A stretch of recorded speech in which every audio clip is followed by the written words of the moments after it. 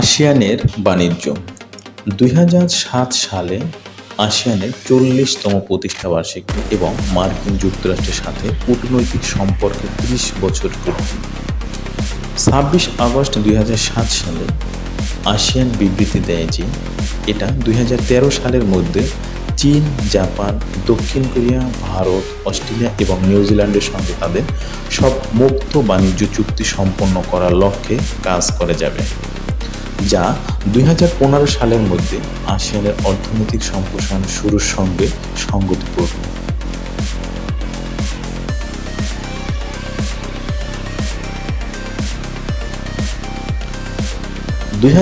সালের নভেম্বরে আসিয়ান সদস্যরা আসিয়ান সনদ স্বাক্ষর করে, যা একটি সংবিধান আসিয়ানের সদস্যদের মধ্যে সম্পর্ক পরিচালনা করার এবং একটি আন্তর্জাতিক আইন সত্তা হিসেবে আসিয়ানকে প্রতিষ্ঠা করা।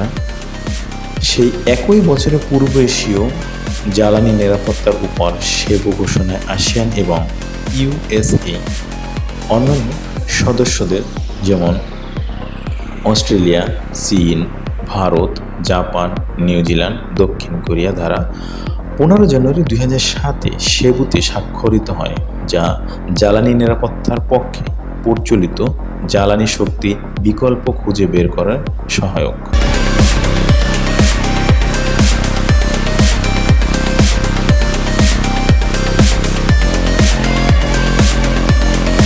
আসিয়ানের পরিবেশ 21 শতকের এসে পরিবেশগত সমস্যায় বৈশ্বিক আলোচনার বিশ্ব হয়ে দাঁড়ায়, ফলে তা আঞ্চলিক ব্যবস্থাতে অন্তর্ভুক্ত হয়। এমত অবস্থায় সংগঠনটি পরিবেশগত চুক্তি নিয়ে আলোচনা শুরু করে। এর অন্তর্ভুক্ত 2002 সালে ট্রান্স সীমানা আবসায়া দূষণের উপর আসিয়ান চুক্তি এর মাধ্যমে দক্ষিণ পূর্ব এশিয়ার আবসায়া দূষণের নিয়ন্ত্রণের প্রচেষ্টায় চুক্তিটি স্বাক্ষরিত হয়।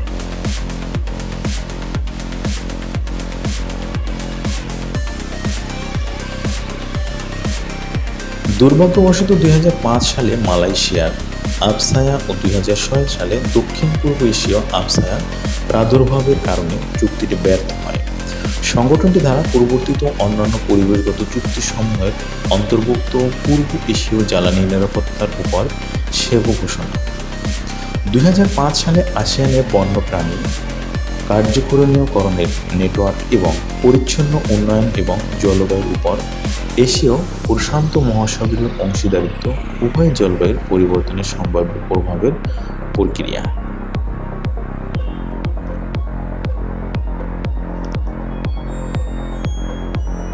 জলবায়ু পরিবর্তনের বর্তমান আগ্রহের বিষয় 2003 সালে দ্বিতীয় বালি ঐক্য মাধ্যমে আসিয়ান গণতান্ত্রিক শান্তির ধারণা বিশ্বাস করে, যা মানে সব সদস্য দেশের গণতান্ত্রিক প্রক্রিয়া আঞ্চলিক শান্তি ও স্থিতিশীলতা আনবে।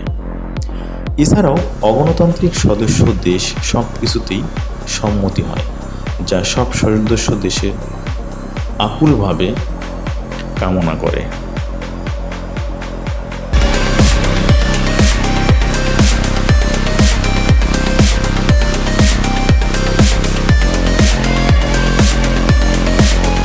আসিয়ান +3 প্রতিটি দেশের নেতারা এই অঞ্চলটিতে আরও সংহত করার প্রয়োজন অনুভব করেন। 1997 সালের শুরুতে জোটটি এই অঞ্চলে লক্ষ্য অর্জনের অভিপ্রায় তার কাঠামোর মধ্যে সংগঠন তৈরি করা শুরু করে। আসিয়ান +3 এর মধ্যে প্রথম ছিল এবং যা চীন, জাপান এবং দক্ষিণ কোরিয়ার মধ্যে বিদ্যমান সম্পর্ক উন্নত করতে তৈরি করা হয়েছিল।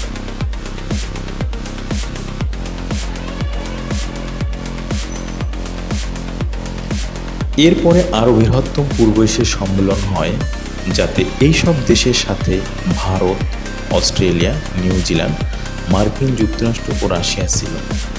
এই নূতন গোষ্ঠীর পূর্ব এশীয় সম্প্রদায়ের একটি পূর্বশর্ত হিসেবে কাজ করবে, যার নকশা এখনও বিলুপ্ত ইউরোপীয় সম্প্রদায়ের মতো করে করা হয়েছিল। আসিয়ানের প্রখ্যাত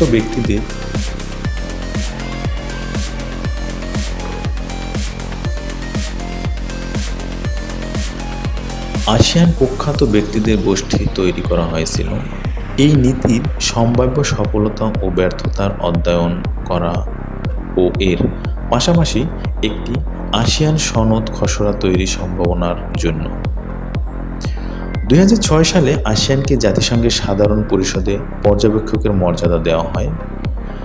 এর প্রক্রিয়ায় সংগঠনটি জাতিসংঘকে সংলাপ অংশীদার মর্যাদায় ভূষিত করে।